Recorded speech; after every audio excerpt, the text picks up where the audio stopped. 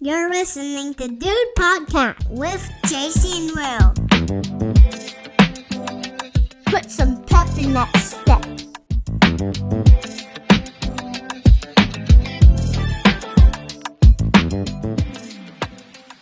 Enjoy the show. Hello, I'm Will. And I'm Jordan, and you're watching Dude Podcast. Sure are, and you notice there is the absence. We're missing the presence of old Crum, Yeah. but maybe that's his loss is our gain because our old pal Jordan Hill is joining us this week. What's up? Yeah, so how's it going? Glad you could join us. Thanks, man. It's going pretty well. Just pushing through the school year, pushing through the year. That's right. Remind me what grade that you're teaching this year. So it depends on the subject. I'm teaching two subjects. I'm teaching 7th grade science, which is exhausting, but also pretty fun. I got to be honest. It's a lot of cool I would subjects. think seventh grade would be kind of a fun age, actually.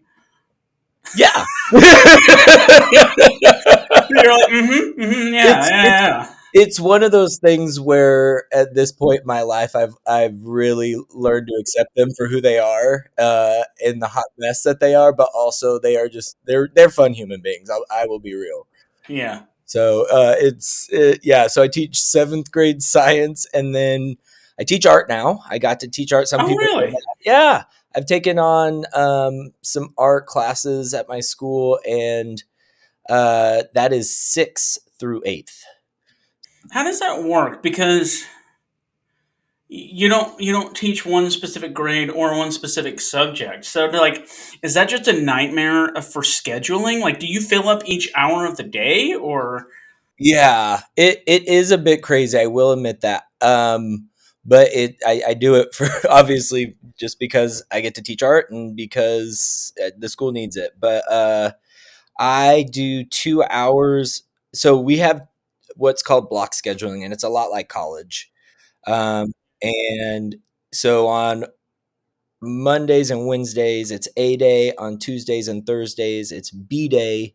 And then Friday rotates between A and B. On A days, it's 2 classes of science, and then I run all the way out to my art studio in between classes, in between all the middle schoolers taking their time to get to class. And I teach art, and that's the end of my day because our classes are also an hour and a half long. Then on Tuesdays, it's hour and a half of science or one block of science, run down for one block of art, run up for one more block of science. So, I'm already tired. I'm going to go take a nap after that. yeah, at the Yeah. end of the day, I tend to sit in my classroom and do the whole, you know, Yeah. but it's I love it. So here's where my headspace goes when you talk about this. You teach science, which is a knowledge thing. You got to pour knowledge into their heads, right? And there's just a lot of sitting down and learning, right? I imagine. Whereas art is a physical thing. You have to, but they have to use instruments, right? What's more stressful, trying to put the knowledge in the heads of kids or dealing with kids and sharp objects or messy objects? The science by far. Oh, yeah. Uh, I've done science for 9 years now. Wow. The art aspect is new to me, but it's also obviously a breeze. I mean, I went to college for art. So, um, but it's the teaching of science where, they get, here's facts. You remember the facts. Like you could say, hey, do you remember what the 3 states of matter are? And they're just like boom boom boom, and like, good, you memorized that. All right, so now what happens, getting them to apply it. You're like, what happens if I apply heat to that solid? What's going to happen? They're like,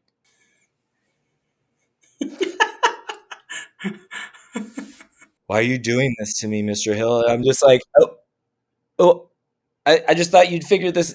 Okay, let's talk through. Like it's the critical thinking, which let's be real, that's a problem in a lot of places. But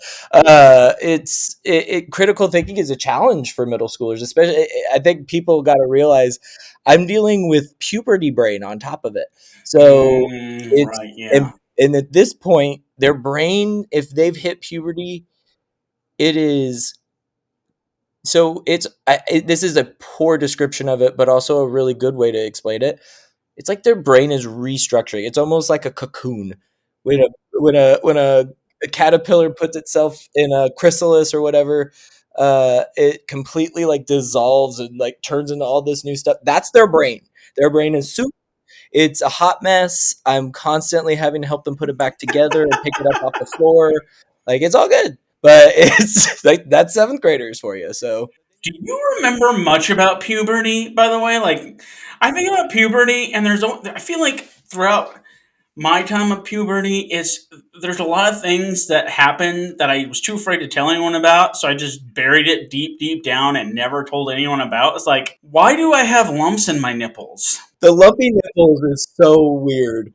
That one I still to this day, and it's so weird being a middle school teacher too, because you'll be sitting there and like scanning the room, making sure people are doing their thing, and you just see this boy over there like, oh,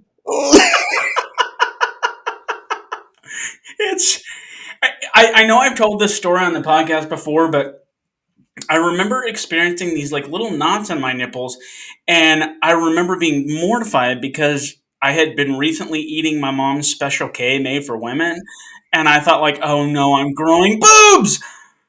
I'm never eating that cereal again. oh my god. And I think even to this day, as an adult, I'll still stay away from it just in case. You know what I mean? Yeah, Like, yeah. I know it's not real, but You just don't want to mess with your let's boy. just be safe. Just in case. Just in case. No, like that's a real thing though, and it's like you're right. A lot of people, we hide so much from our puberty because we're just mortified that it happened. Because it's just a normal thing usually, or just something that we deal with during puberty. But yeah, it is not something. I think we naturally push it out of our minds. I think that's why we don't. It's very traumatic. We don't want to relive that. So No, and you just hair growing in places that you. I'm not even talking about pubic, like like in everywhere, bizarrely your yeah, back and your eyebrows and like your you get one that you're just like, what? yeah. Why is that growing there? Why did you? There's none others there. That's it. Okay. No, And but like I said, like I had a puddle of water in my underwear. Like I remember there was like 1 week where I feel like I was just sweating in my pants constantly. I'm like, what is happening to me? What? I'm not even like running around. Why am I sweating? Like, why is my crotch so sweaty? he's got that swamp crotch. It's that puberty swamp crotch. Classic symptoms of puberty. Oh, I never got that one though. That's what I'm confused about. That's what I'm saying. Like I feel like weird things would happen. You're just like, I'm never telling anyone about this. It is a very interesting time of our lives, and it's interesting getting to experience it again as a teacher. I can't imagine being a teacher is good for people with like highly sensitive like sensory issues. Because I mean, being a parent, it can be debilitating. Yeah. Well, and that's something that I think I will say teach. So, as being I'm not neurodivergent in the aspect of autism, but I obviously have the ADHD. And I remember over the years, there's been these little moments where I've been recognizing, like, oh, that's a sensory thing. Like, that's why that drives me crazy. And I will say that one of my big things is uh, volume levels, because if I'm just letting them have a blast and yell all day long, by the end of the day, I feel like I'm walking around just like, Yeah, and yeah, yeah. there have been times where uh, people have walked into my room after school and I'm just sitting there like this.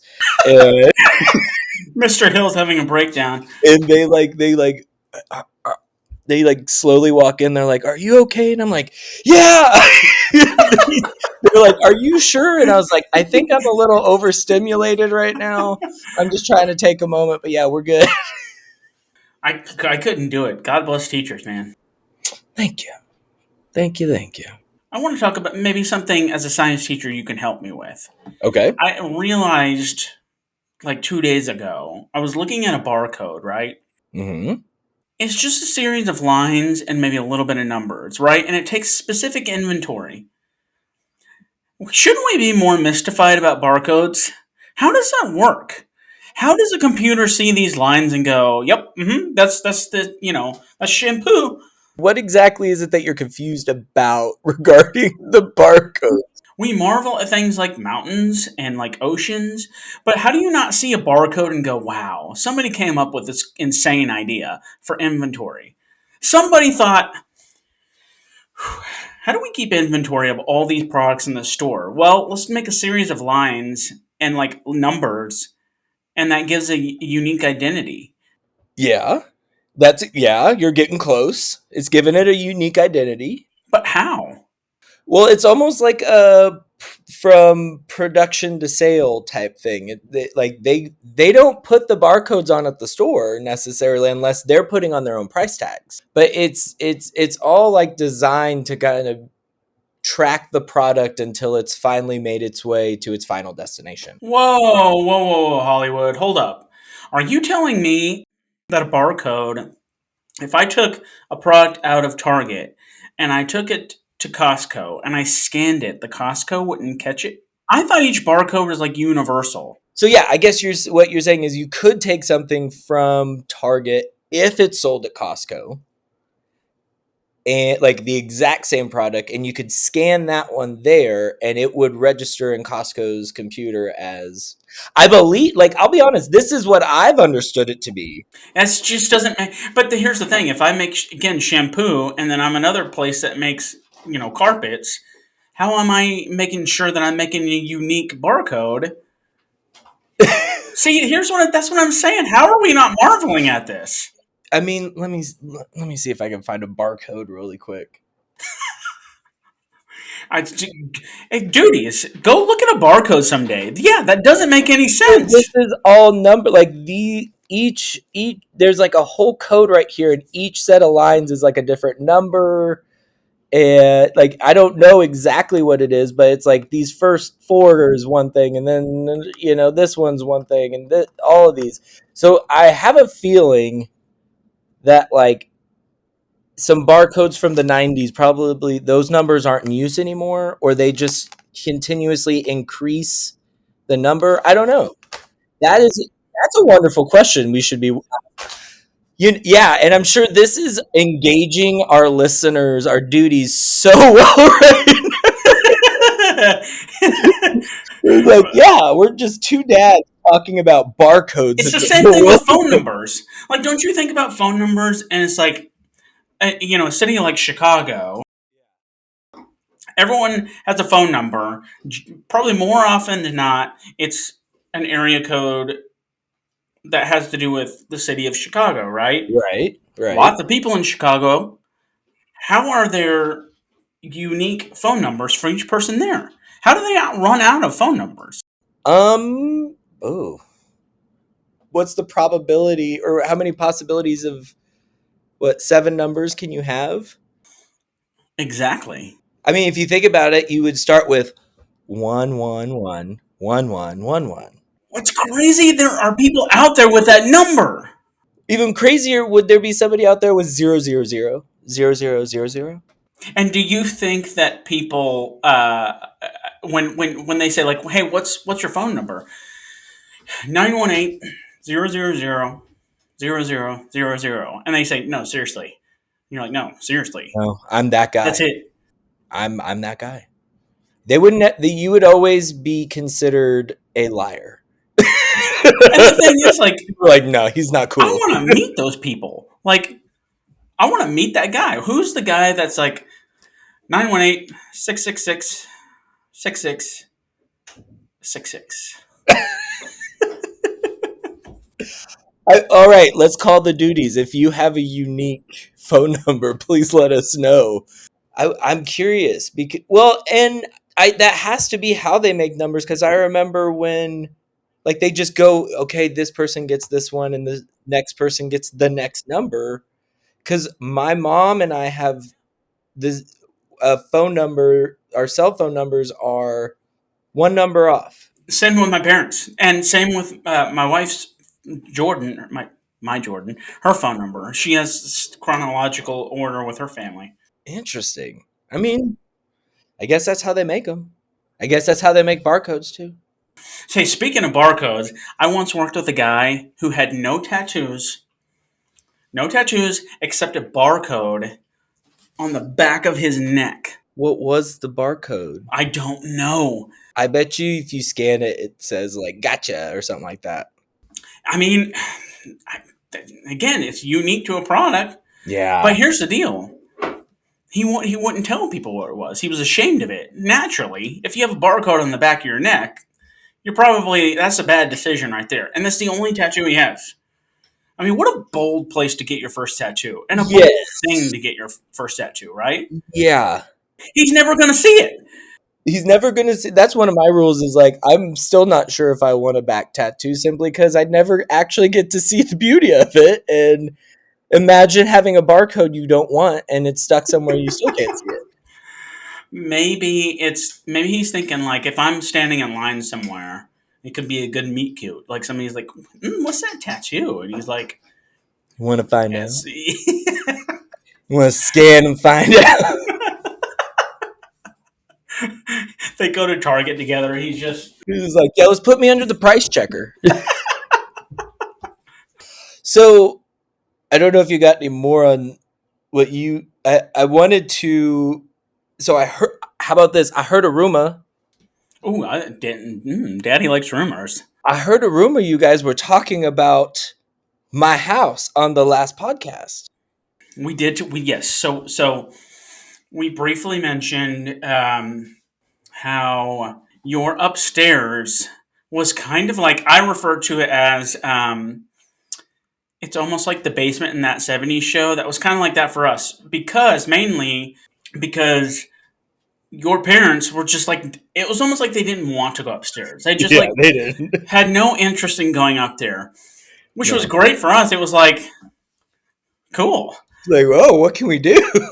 And you would think like, oh, I bet they did some awful like drugs and alcohol. I mean, maybe to very moderate amounts, but really it was just a bunch of stupidity going on. Yeah, just like let's do the stupid thing. Hey, turn the treadmill at full speed and just jump on it. Yeah, it was stuff like that. And then we hear about like from the grade below us, we get to school. They're like, "What'd you do this weekend? We got hammered." And we're like, "Oh, we just fell off of treadmills for 3 hours." We just did dumb crap on the treadmill. Here's my favorite thing about your upstairs, by the way. I think the first beer I ever had, I was not like a party kid, but the first beer I ever had was 20 years old. It was at your house. I think we had like 2 Modelo's. I remember this. Yeah. But here's how sad my youth was. We decided let's have a couple of Modelo's and watch National Treasure with Nicolas Cage. Okay. I remember this. Maybe our parents would think that's sad. They're like, "That's it." Like, God, who did we raise? Like, what is it? I'm gonna go ahead. I do remember this night specifically. I did not remember what beers we drank. It was a good night though. I do remember you suggesting National Treasure. It's sitting there for a second, being like, okay, so am I gonna be a nice friend or am I gonna be a friend that like, tells him the truth? And I was like, all right, man, you want to watch National Treasure? Here's the thing. You know how like when people say, "Oh, Nickelback sucks," like I hate Nickelback. In the back of your head, you're like, "They're not my favorite band, but I don't. I kind of like some of their stuff. Like I kind of Silver Side Up was a decent album." That's how I feel about National Treasure. When people are like, "Oh, Nicolas Cage, National Treasure," in the back of my head, I'm like, I kind of like National Treasure. I mean, I think it's one of those. I honestly feel it's one of those movies from we will say our youth, because it was in our youngerish days, but it was one that came out and it had just enough campiness where you were like,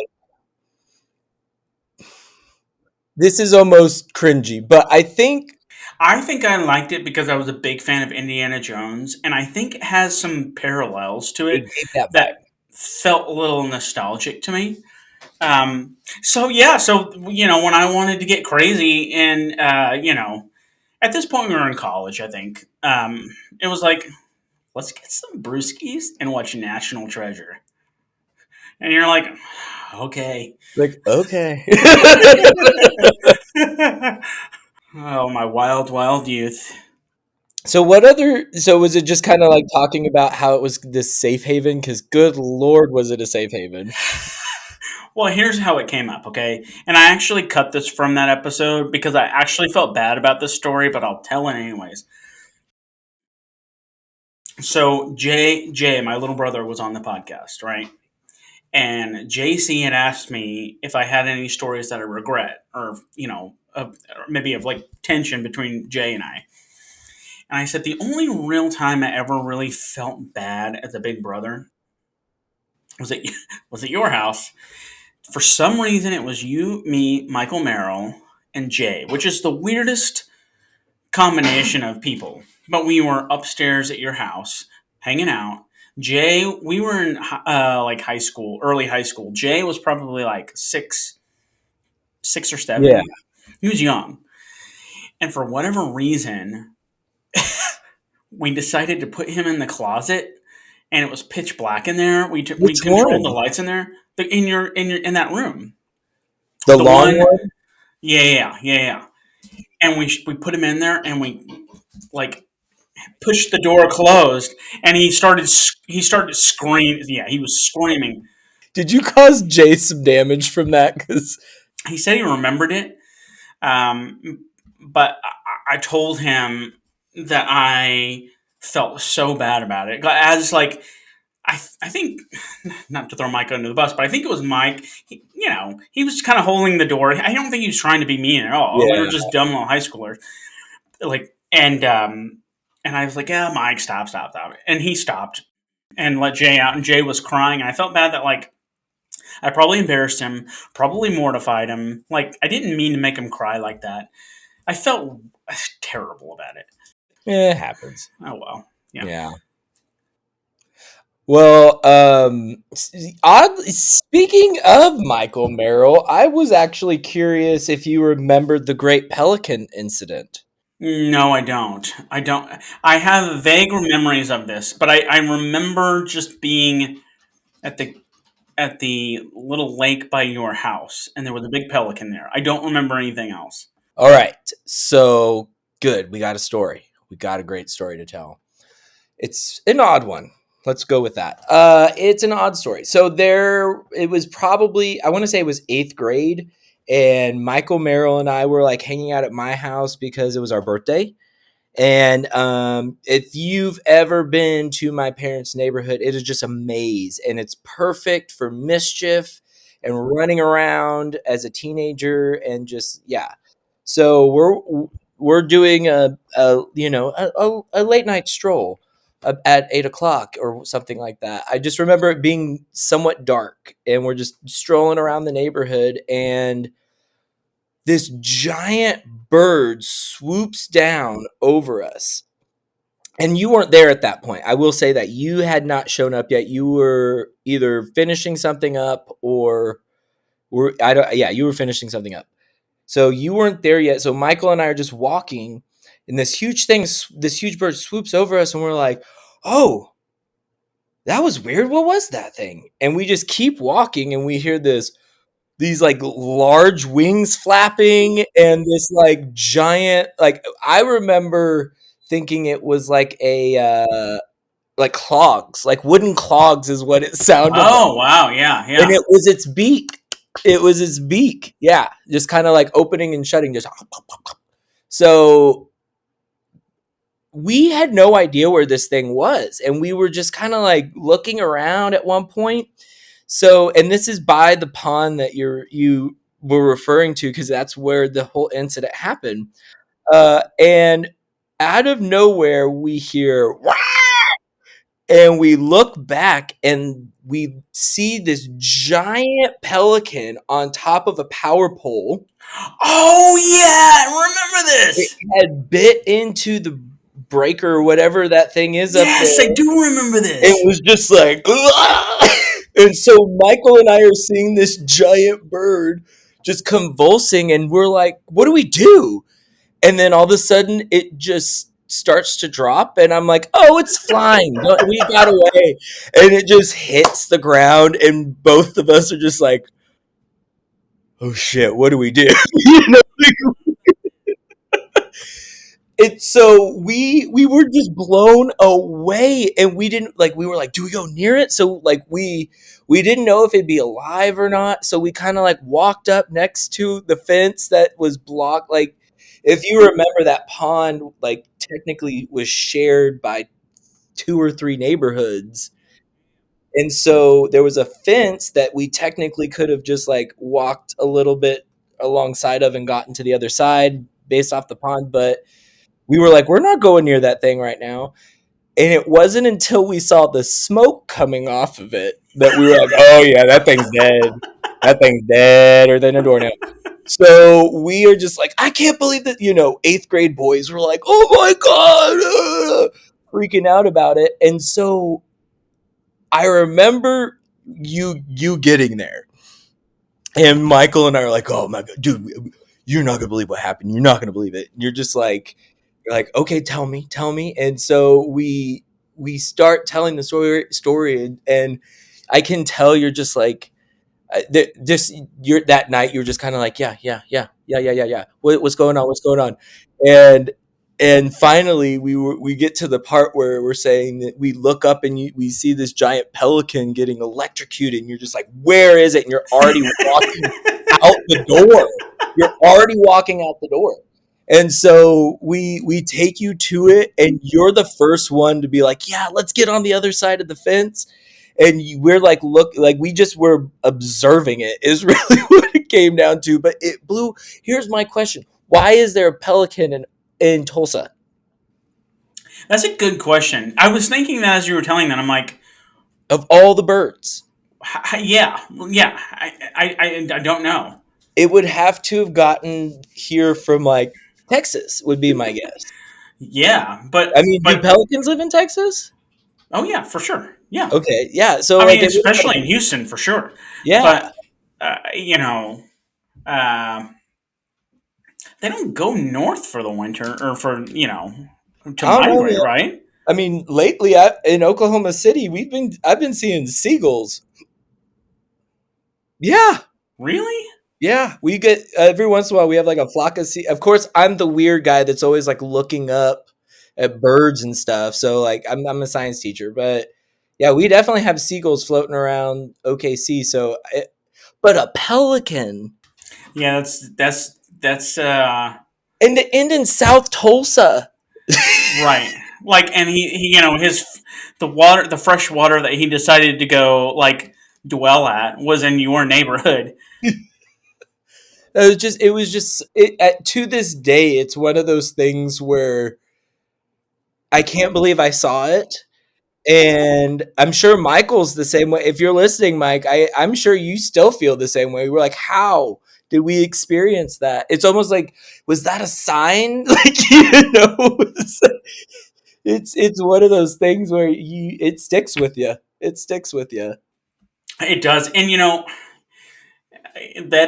that reminds me when you say is that a sign. There's very few moments in my life where something bizarre like that will happen, where I go like that means something. Hmm. Like the Pelican in Oklahoma.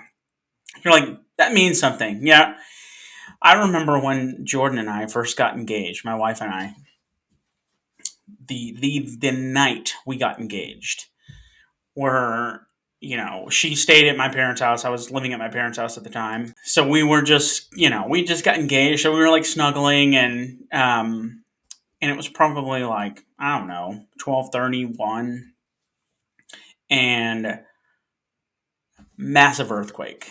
Oklahoma doesn't really get earthquakes a lot. I mean, they do, but you don't feel them, right? Massive earthquake. Like everyone was talking about it the next day. But I remember it shaking and I woke up and I thought, that doesn't feel promising. That doesn't feel like a good sign here. Like I feel like God just said like you're just gonna screw up that woman's life. Like, this is your final warning. Yeah, right. You'll never see a rainbow Walk again. away. Yeah. But yeah, I get that every once in a while. And if you know me, every once in a while I'm like, Yeah, you see the spiritual on things for sure. yeah, it's one of my gifts. One of my gifts, man. What other crazy things do you remember? Like, what is some?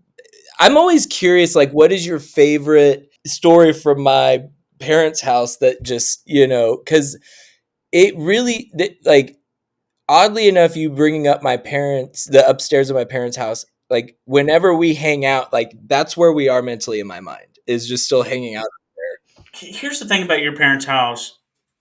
Again, like I mentioned, if you watch that '70s show, you'll know that they have the basement, and the parents didn't really go down in the basement that often in that show.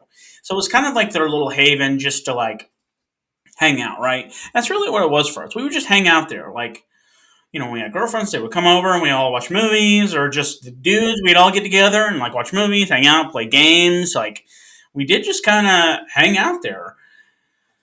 Some of the weirder things, I do remember one time getting inspired to just start putting on all of your mom's dresses.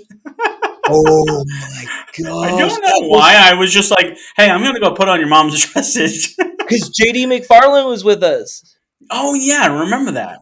Because I remember JD looking at me like, does your friend normally do this? And I was like, no, but I'm also not surprised. So There's a mechanism in my head that goes like, this will be funny. Let's do this. This would be funny. It's never, and honest to God, like 9 times out of 10, it really never is funny. yeah, but it was great at the time. No, that moment though was very funny because my mom was in tears. Yeah, yeah. She was giving me more dresses. She's like, here's the blouse with like flowers. I'm like, yes. She's like, it's giving. It's giving. She was loving it. No, and the best part, it was those 80s into early 90s shoulder pads. Business woman. I'm a career woman. It's definitely like Kevin's mom from Home Alone look. And it was the fact that like you would just lean into it when you like Yeah. that's one thing that made you so fun to hang out with, because yeah, you would be like, this will be funny, and it would be funny to us in that moment. And so JD of course was like, what do we do? And I was like, well, I'll put on a dress too. And so we all did it. All these JD, boys. by the way, was the quarterback. I mean, super nice guy, but he was the quarterback of Metro. Like, think jock. Again, really nice guy.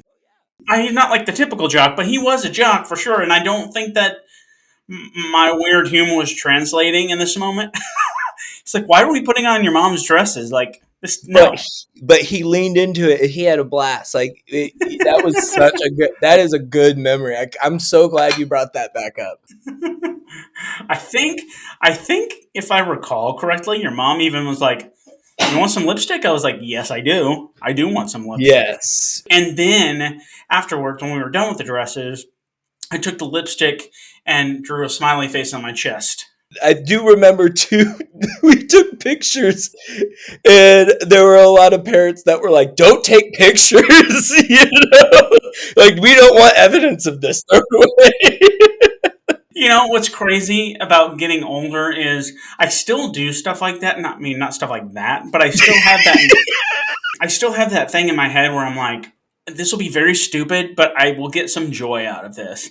Yeah. But as I've gotten older, I find myself at the end of every day, especially when we hang out with people, I'll review like, okay, Will, were you just a little too weird today? I swear I do this every day, and I can't help it. I'm like, I think I might have been too much today. And as I've gotten older, like we hung out with some friends this weekend.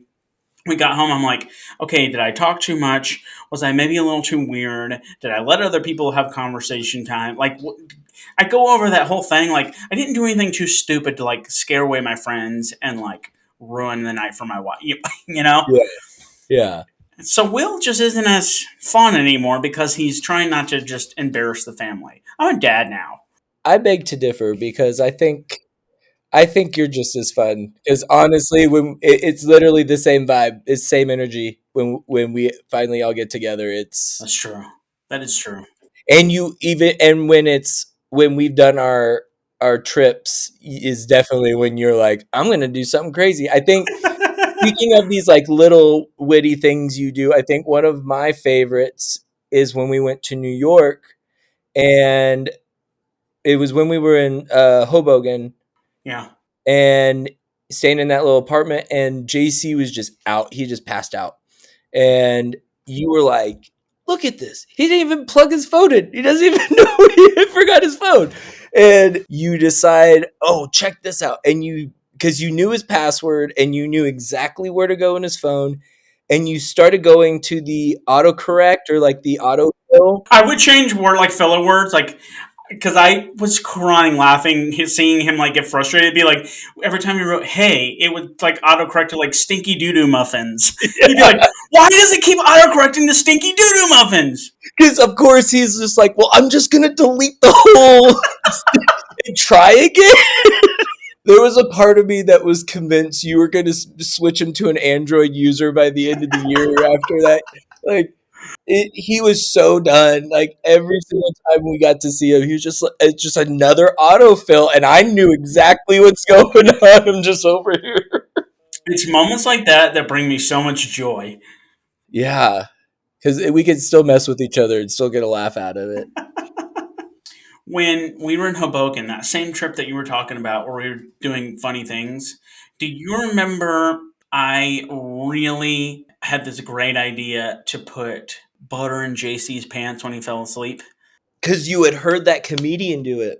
Yeah, Did you do it though? I can't remember. we did do it, but didn't play out as well because I mean, I don't think he noticed it. Um,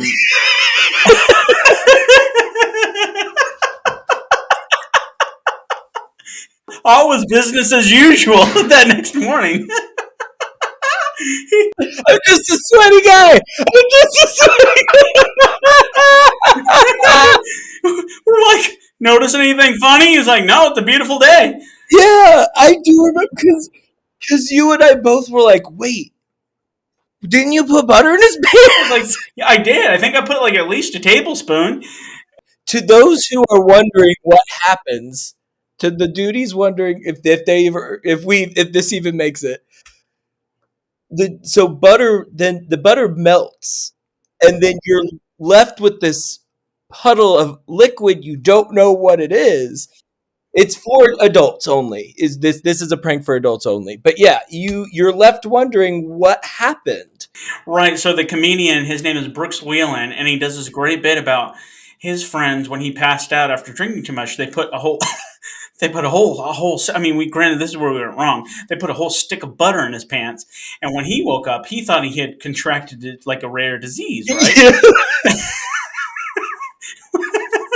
Just completely covering. Like, what is this venereal disease? Just covering my entire lower section. It's a great bit.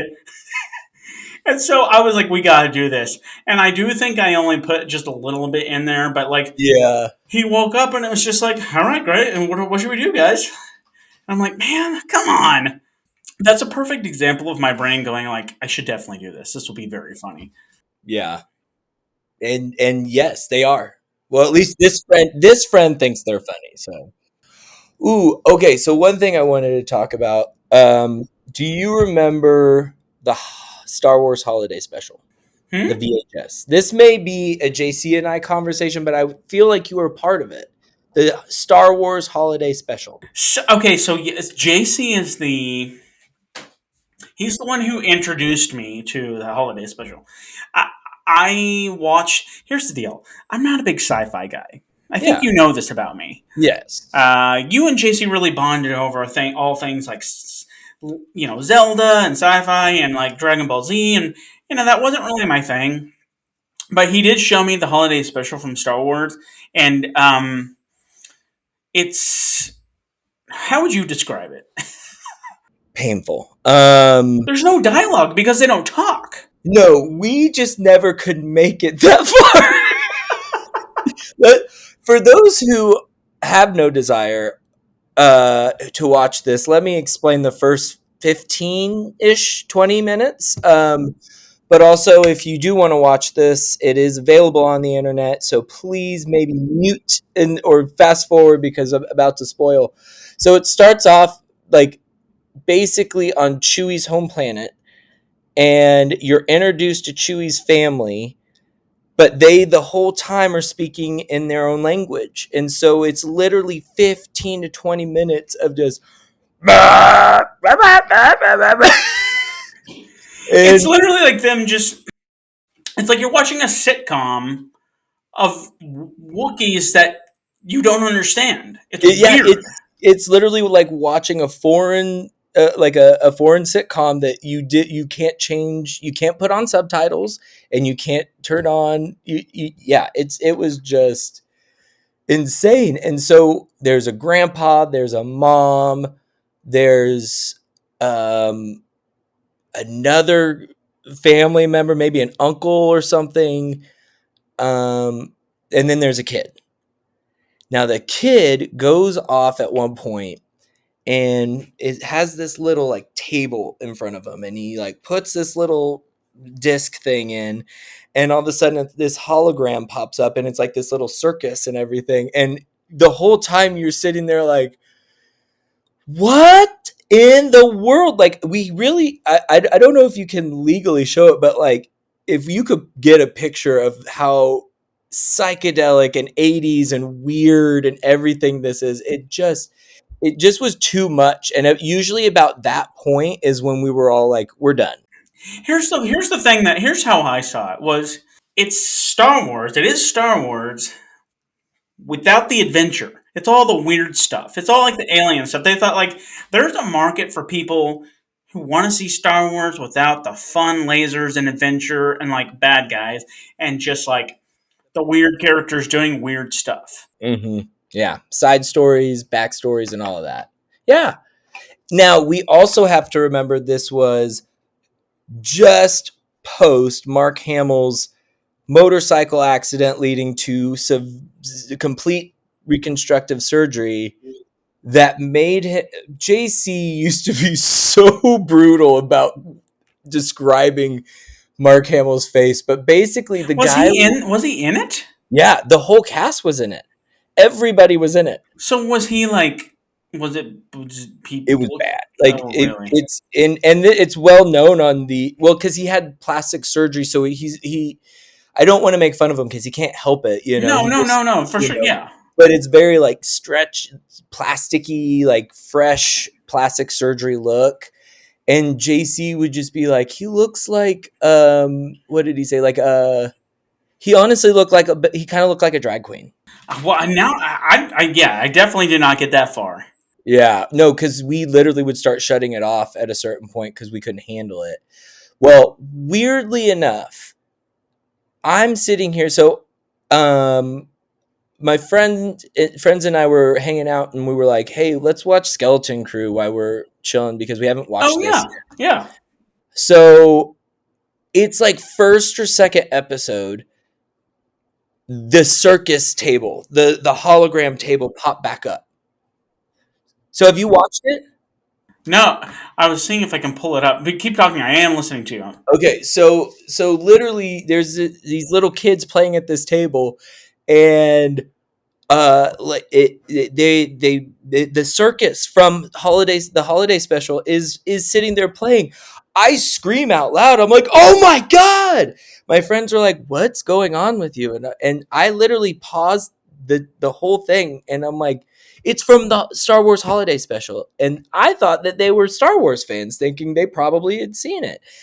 And one of them was like, one of them's a little bit older than us. So I was like, yeah, that would have been like a time you would have been able to watch it. No, they hadn't seen it. So I then have to go show them and everything. And it just made me laugh so hard thinking about, we try to suffer. We put ourselves through this in a sober state where there was no alcohol or anything. We did But it. there's also no cell phones and like Yes. the distraction factor at our age, at our generation is way different than now. Yeah. I mean, that seemed like a good thing to do on a weekend. Yeah, the bar was pretty low for what would entertain us.